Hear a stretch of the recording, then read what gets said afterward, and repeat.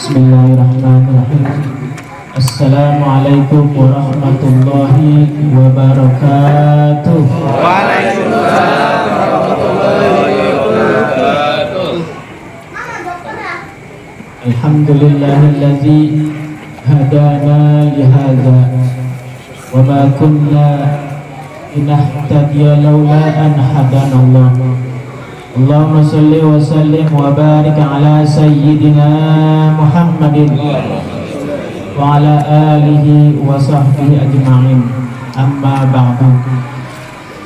Qala Allah ta'ala fi kitabihil karim, a'udzu billahi minasy syaithanir rajim. Bismillahirrahmanirrahim.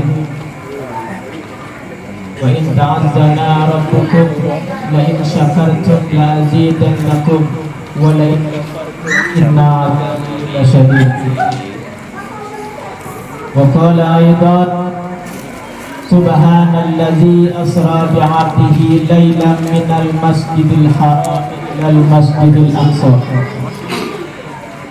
Wa qala aidan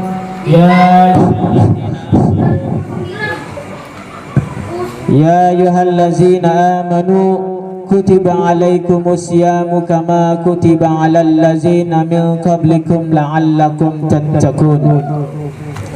Wa qala Rasulullah sallallahu alaihi wasallam, man shoma ramadhana imanan wa ihtisaban ghufira lahu ma taqaddama min dzambi. Sadaqallah wa sadaqar Rasulullah sallallahu alaihi wasallam. Yang saya hormati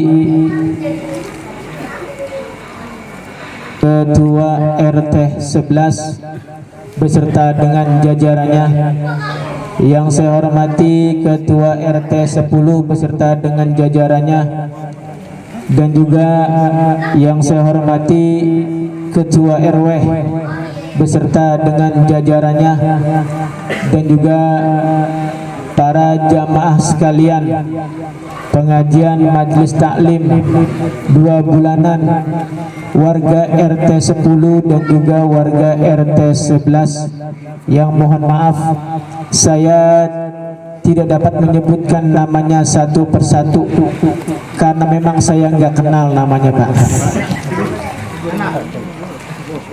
Alhamdulillah, kita memanjatkan puji dan syukur kepada Allah Subhanahu wa taala dengan mengucapkan alhamdulillahi rabbil alamin. Karena dengan nikmatnya lah kita semuanya pada malam hari ini bisa berkumpul dalam rangka tawakuf menyambut datangnya bulan suci Ramadan, dan juga dalam rangka memperingati Isra Mi'rajnya Nabi besar Muhammad sallallahu alaihi wasallam.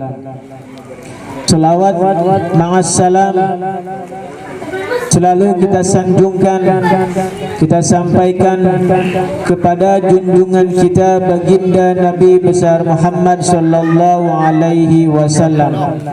Dengan bersolawat kepadanya, insya Allah kita semuanya nanti bersama-sama dalam surganya Allah Subhanahu wa taala bersama dengan Rasulullah sallallahu alaihi wasallam. Ya silakan Pak, dimakan dulu dah. Ya. Sebelum kita mulai, kita membaca selawat dulu. Ya Rabbi bil Mustafa balligh maqasidana waghfir lana ma madha ya wasi'al karami. Ya Rabbi bil Mustafa balligh maqasidana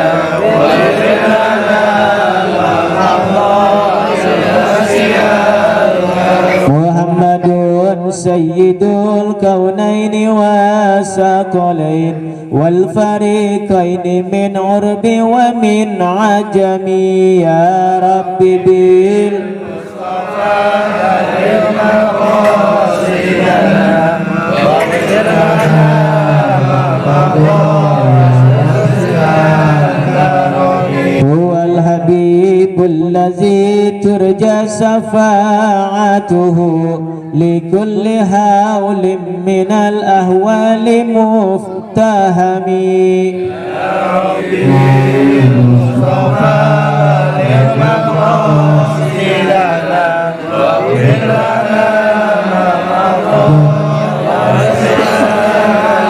يا ربي بالمصطفى بلغ مقاصدنا واغفر لنا ما مضى يا واسع الكرم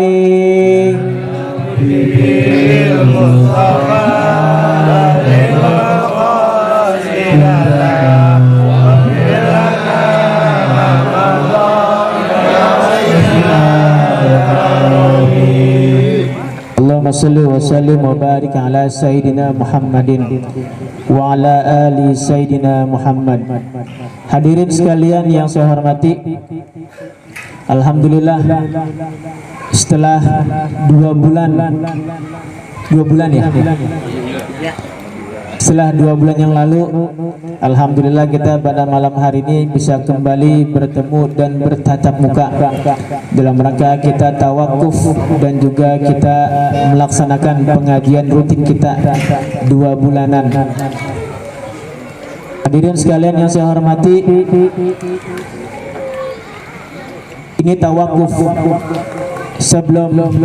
Sebelumnya saya mengucapkan ribuan minta maaf kepada para jamaah semuanya, karena mungkin selama saya berada di sini, apa yang saya sampaikan kepada para jamaah semuanya, mungkin sedikit banyaknya itu ada yang menyimpan rasa kekecewaan sama saya. Mungkin apa yang saya sampaikan itu sedikit banyak nyangkut di hati. Kadang-kadang nyinggung lagi, kadang-kadang nyinggung lagi. Yang namanya pengajian memang begitu, Pak. Kita itu ditegur mulu. Kalau kita kagak ditegur, kita kagak bisa berubah. Kalau emang ada yang merasa tersinggung dengan apa yang saya sampaikan selama ini, saya mohon dibukakan pintu maaf yang seluas-luasnya. Kira-kira dimaafin nggak, Pak? Alhamdulillah kalau dimaafin, Pak. Karena yang namanya orang ngomong itu, Pak, lebih banyak dosanya. Saya ngomong mulu, Pak. Di sono ngomong, di sini ngomong, ya Pak ya. Nah, ngomong itu pasti lebih banyak salahnya. Itu. Yang namanya jadi guru, jadi ustaz itu belum selamanya pasti dia benar. Ya Ustaz dia. Belum juga selamanya itu dia pasti masuk surga, belum tentu. Karena mungkin apa yang saya sampaikan ini bisa jadi itu akan menyangkut diri saya sendiri. Bisa jadi nih apa yang saya sampaikan itu jamaah semuanya bisa melaksanakannya, tapi belum tentu saya sendiri bisa melaksanakannya.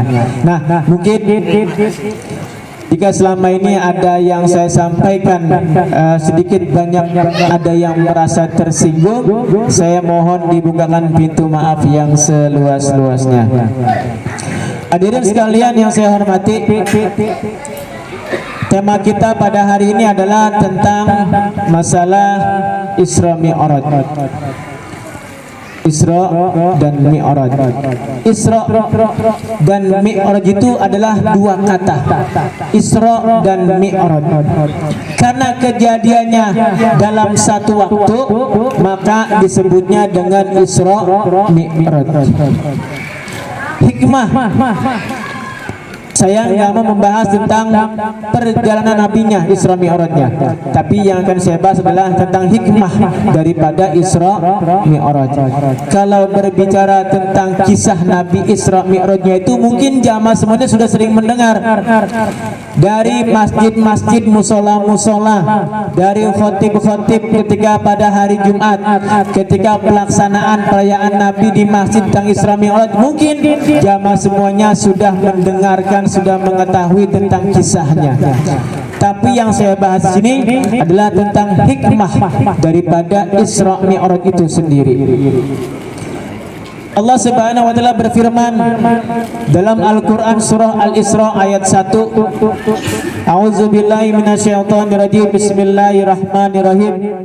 Subhanallazi asra bi'abdihi lailam minal masjidil haram ilal masjidil aqsa. Yang pertama subhanallazi asra bi'abdihi lailam minal masjidil haram ilal masjidil aqsa. Subhana, maha suci Allah. Di sini diawali dengan kata subhana, maha suci Allah. Allah itu disucikan dengan cara bertasbih, Pak, yaitu kalimat subhana. Subhanallah, subhanallah, subhanallah wa bihamdihi, subhanallahil azim, subhanallah walhamdulillah wa la ilaha illallah wallahu akbar. Mengapa diawali dengan kalimat subhana, bertasbih kita kepada Allah Subhanahu wa taala? Supaya kita itu, Pak, sebagai orang Islam yang beriman kepada Allah dan Rasulnya itu, kita ini disuruh banyak berzikir kepada Allah, disuruh banyak bertasbih kepada Allah Subhanahu wa ta'ala. Allah disucikan dengan kalimat tasbih, subhanallah. Orang-orang kafir mengatakan bahwa Allah itu punya anak, bahwa Allah itu punya anak. Kalau Allah itu punya anak, berarti Allah itu punya keluarga. Makanya Allah disucikan dengan kalimat dalam surah Al-Ikhlas, lam yalid wa lam yulad. Allah tidak beranak dan juga tidak diperanakan. Bertasbih subhanallah. Ketika Nabi Yunus alaihissalam,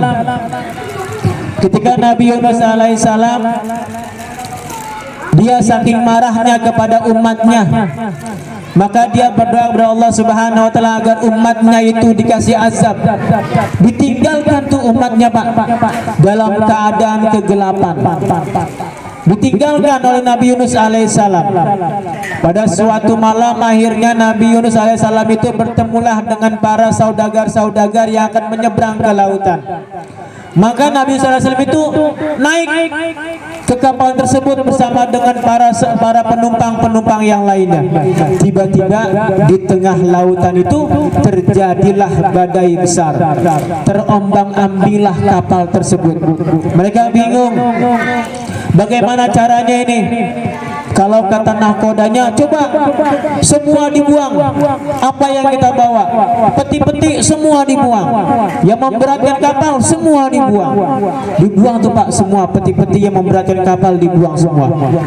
Tapi setelah semua peti dibuang oleh para penumpang kapal, masih juga itu kapal terombang-ambing dengan badai yang sangat besar di tengah lautan.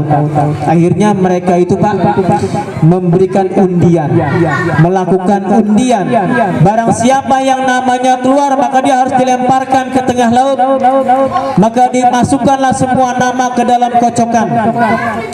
Maka setelah dikocok itu, Pak, maka keluarlah yang pertama itu namanya Nabi Yunus alaihissalam. Hah, Yunus? Gak mungkin Yunus keluar. Yunus adalah seorang yang paling alim, gak pernah berbohong, gak pernah berbuat dosa. Tapi kenapa Nabi Yunus yang keluar namanya? Akhirnya dimasukin lagi namanya Nabi Yunus. Dikocok lagi, Pak, untuk yang kedua kalinya. Setelah lagi keluar lagi namanya Nabi Yunus. Mereka heran, kenapa dengan Nabi Yunus alaihissalam yang namanya keluar lagi? Maka dimasukkan lagi, Pak, untuk yang ketiga kalinya. Tapi memang sudah takdir Allah Subhanahu wa taala, maka namanya Nabi Yunus kembali keluar untuk yang ketiga kalinya. Dengan berat hati seluruh penumpang akhirnya meminta kepada Nabi Yunus alaihissalam untuk lompat ke tengah lautan. Ya, maka lompatlah Nabi sallallahu alaihi wasallam itu ke tengah lautan, Pak.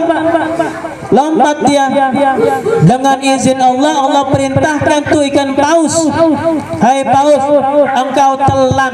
engkau telan hambaku Yunus alaihissalam. Ketika Nabi Yunus lompat ke dalam laut, maka ditelanlah oleh ikan raksasa. Makanya Pak, ada lagunya, Yunus ditelan ikan raksasa, Zakaria mati dibunuh, itu ya. Hah? Ada sih Zakaria? Yahya, ada Yahya? Ada Yahya, ada.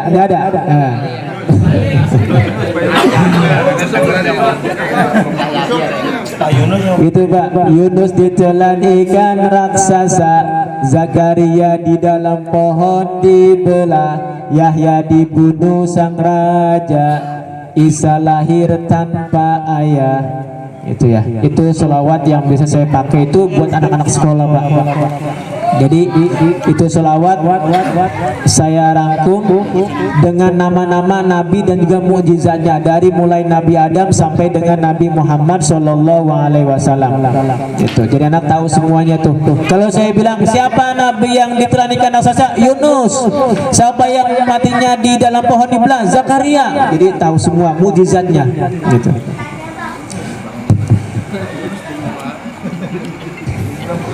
Setelah Yunus ditelan oleh ikan raksasa, oleh ikan paus tersebut, maka Nabi Yunus alaihissalam itu berada dalam 3 kegelapan. Yang pertama dalam gelapnya malam, yang kedua dalam gelapnya lautan, yang ketiga dalam gelapnya perut ikan. Ditelan Nabi Yunus alaihissalam, dia beristighfar kepada Allah Subhanahu wa taala, mohon ampun kepada Allah Subhanahu wa taala dengan berzikir, dengan kalimat-kalimat yang dia lantunkan selama ada di dalam perut ikan, ya, dengan kalimatnya itu adalah la ilaha illa anta subhanaka inni kuntum minaz zalimin. Subhana, bersuci kepada Allah, subhana, mensucikan Allah, la ilaha illa anta, tiada Tuhan yang wajib, yang patut disembah, anta, kecuali engkau ya Allah, subhanaka, ini sesungguhnya aku kuntum minaz zalimin, bagian daripada orang-orang yang berbuat zalim. Ya, jadi Allah disucikan dengan kalimat subhana. Nabi Muhammad sallallahu alaihi wasallam bersabda, kalimatani habibatani ilar rahmani, khafifatani fil lisan wasakilatani fil mizan, subhanallah wa bihamdihi subhanallahil azim. Kata Nabi Muhammad SAW dalam hadisnya, dalam sabdanya, kalimatani, dua kalimat, habibatani, yang dicintai oleh Allah Subhanahu wa taala dan diberikan rahman oleh Allah Subhanahu wa taala, diberikan rahmat oleh Allah Subhanahu wa taala. Ringan Pak diucapkan, tapi berat timbangannya, yaitu subhanallah wa bihamdihi subhanallahil azim. Ini paling ringan Pak. Ibadah yang paling ringan itu adalah mengucapkan subhanallah wa bihamdihi subhanallahil azim. Kita pergi haji, pergi umrah, berat Pak, berat di ongkosnya, berat juga di perjalanannya. Berat gak Pak? Berat. Makanya dengan berat itu juga Allah beratkan juga Pak pahalanya. Ya, kita pergi haji sekarang 49 juta Pak. Kemarin rencananya 70 juta, nggak jadi, akhirnya 49 juta. Berat. Ya. Makanya juga Allah ganti Pak dengan rezeki yang berlipat ganda orang yang pergi haji dan umroh. Berat. Tapi ada kata Rasulullah sallallahu alaihi wasallam, ibadah yang paling ringan tapi berat timbangannya, yaitu mengucapkan tasbih, berzikir kepada Allah subhanallah wa bihamdihi subhanallahil azim. Ini Pak kita rutinkan setelah sholat ya. Mudah-mudahan orang-orang yang baca tasbih kepada Allah subhanahu wa ta'ala itu akan mendapatkan pahala yang berlipat ganda. Itu adalah hikmah yang pertama Pak, bertasbih. Subhanallah, subhanallazi yang pertama. Yang kedua adalah asra. Asra itu artinya diperjalankan. Nabi Muhammad Pak enggak minta diperjalankan. Isra Mi'raj itu adalah rencana Allah.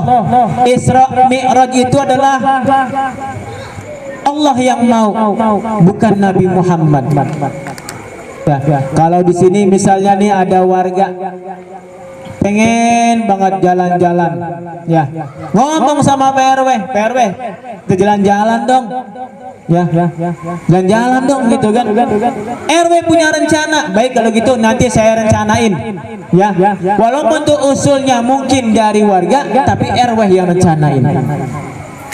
RW yang rencanain tuh, bikinlah perjalanan semuanya, warga gratis, warga tinggal jalan, tinggal naik bus, sampailah tuh ke tempat wisata, ya, yang namanya di perjalanan. Enak gak Pak?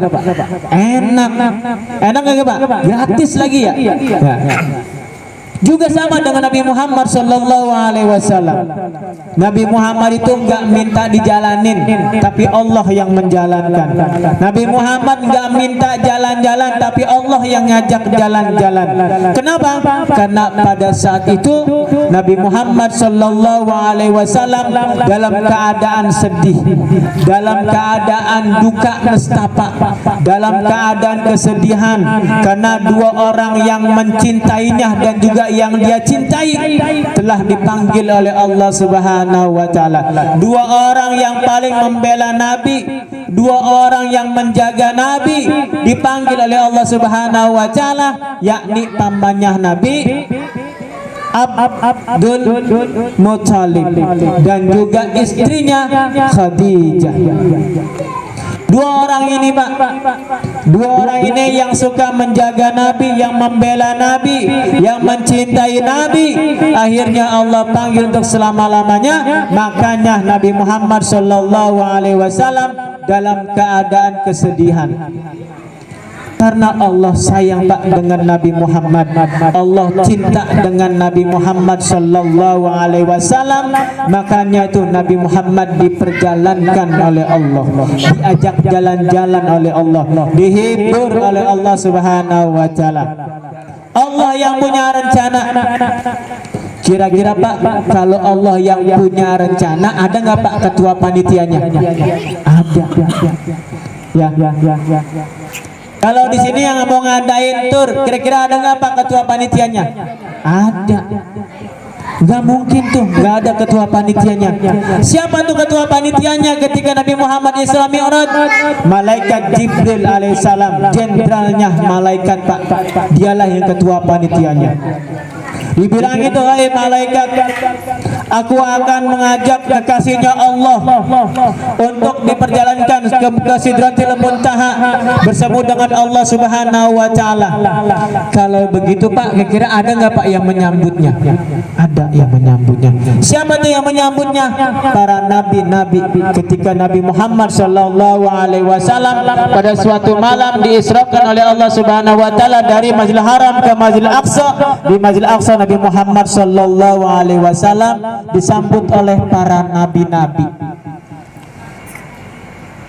Disambut acaranya di Masjidil Aqsa Pak.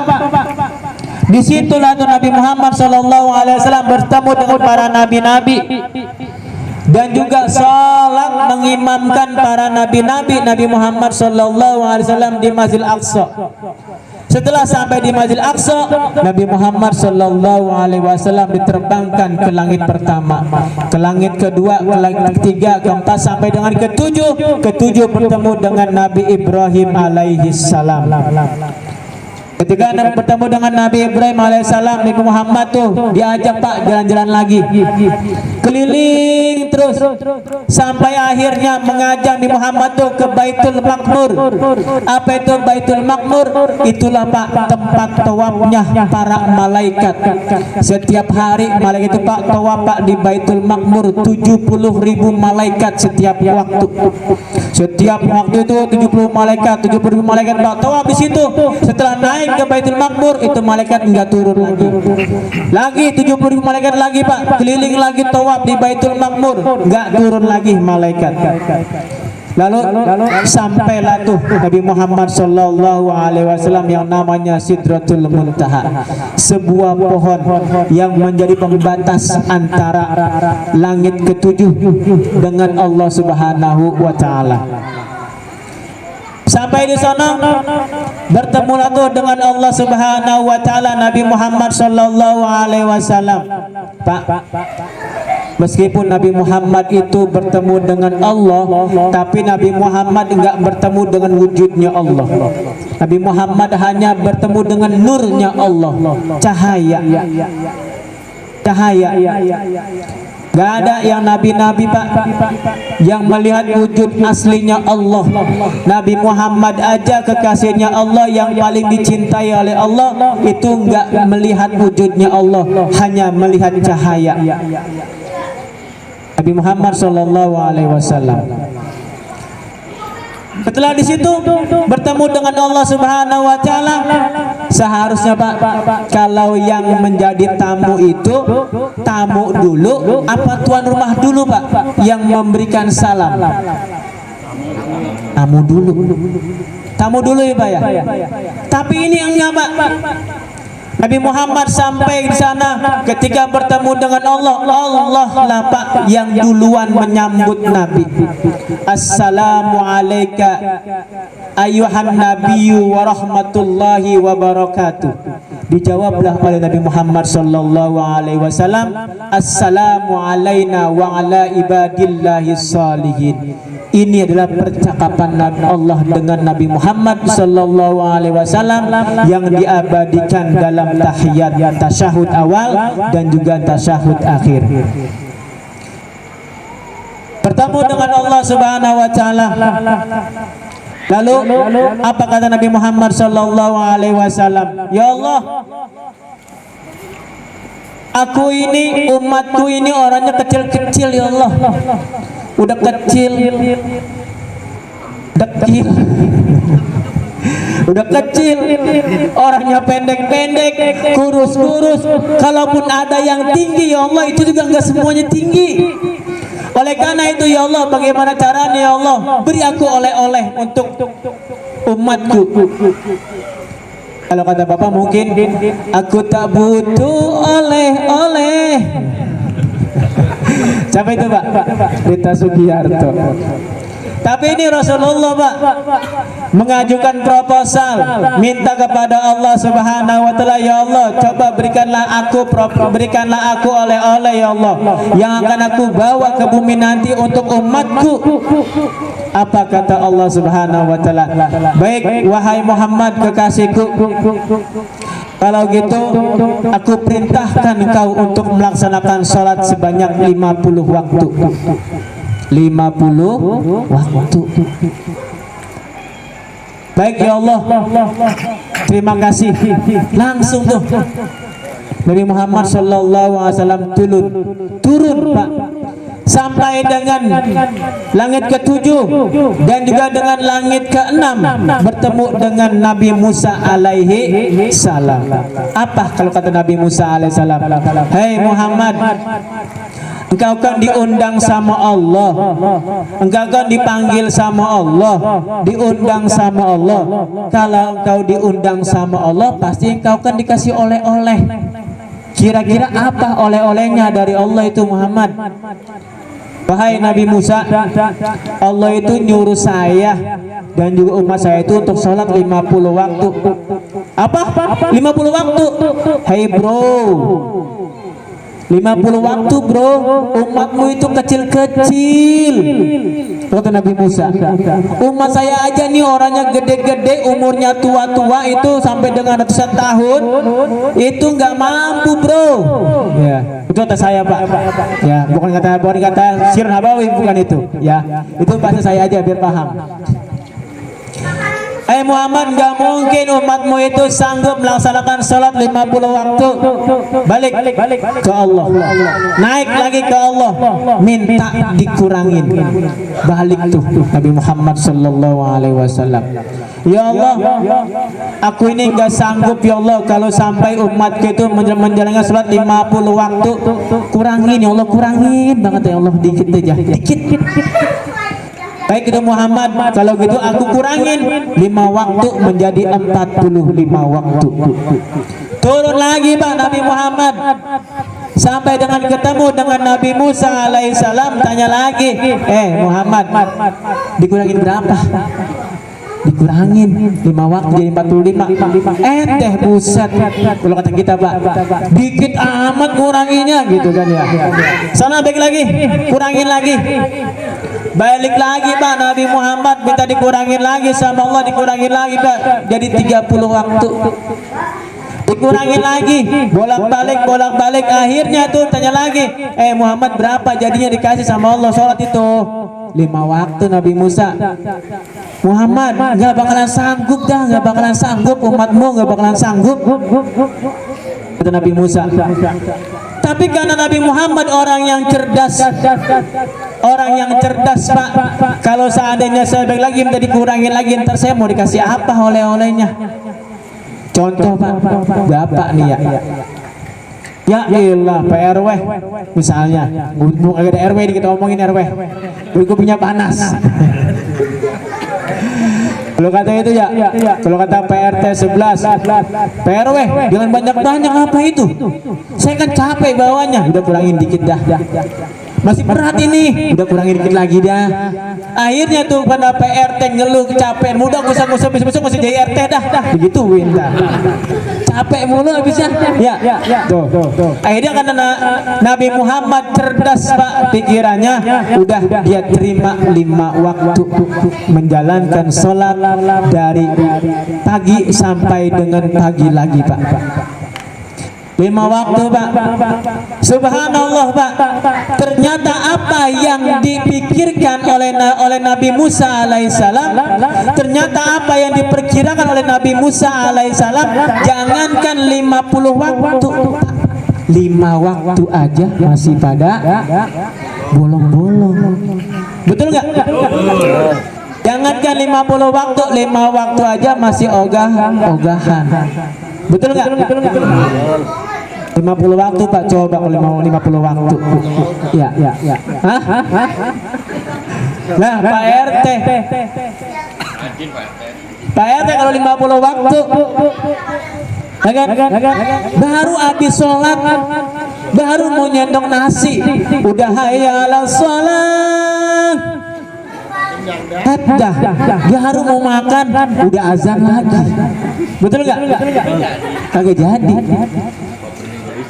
Tuh, kapan nyenggol istri? Ya kan? Ya Pak ya? Kapan nyenggol istrinya? Apalagi yang nganten baru. Ya salam. Kagak mandi itu Pak. Ya, tuh. 50 waktu Pak. Allah sayang sama kita semuanya. Meskipun dikurangin dari 50 waktu sampai dengan 5 waktu, tapi pahala 50 waktu itu tidak Allah kurangin. 5 waktu setara Pak pahalanya dengan 50 waktu. Subhanallah. Pak, sholat ini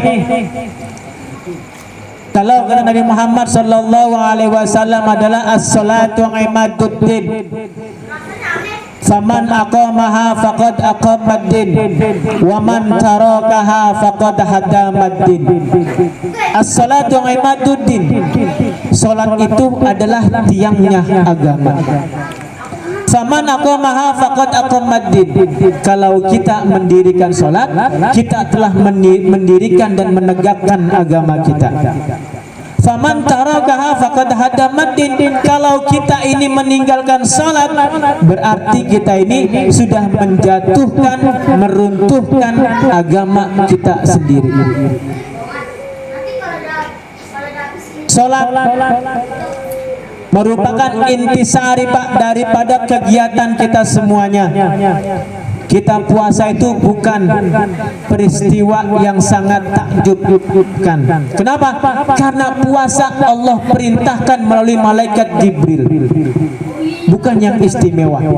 Meskipun di dalamnya itu ada Lailatul Qadar. Kita haji diperintahkan kepada Nabi Muhammad melalui malaikat Jibril. Tapi sholat Allah perintahkan langsung kepada Nabi Muhammad sallallahu alaihi wasallam ketika diisrakan di Sidratil Muntaha.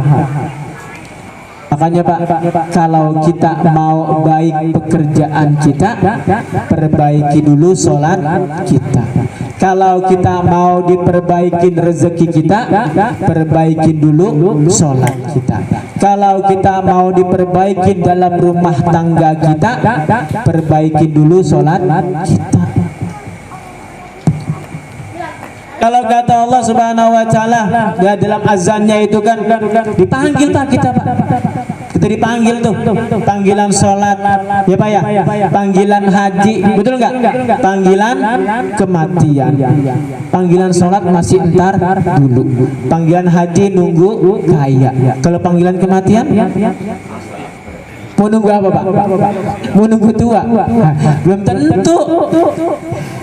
Yang udah sakit aja, yang sudah sepuh aja masih sehat, ya enggak? Masih demen kawin lagi. Nah itu di daerah mana tahu tuh Pak? Kakek-kakek umur 67 tahun memperkosa nenek-nenek umur 91 tahun. Mana enaknya Pak? Hah? Lah, itu tuh, ya enggak? Laki-laki umur 67 perkosa nenek-nenek umur 91. Lah, gimana caranya dicentil gak bangun-bangun? Tuh, ya, Masya Allah ya. Makanya sholat dipanggil tuh, hayya ala sholat. Sini sholat, sini sholat. Dipanggil. Sini sholat. Kamu mau apa? Mau kaya? Sholat, sini sholat. Kamu mau dapat istri yang cantik? Sini sholat. Mau kawin lagi? Sini sholat.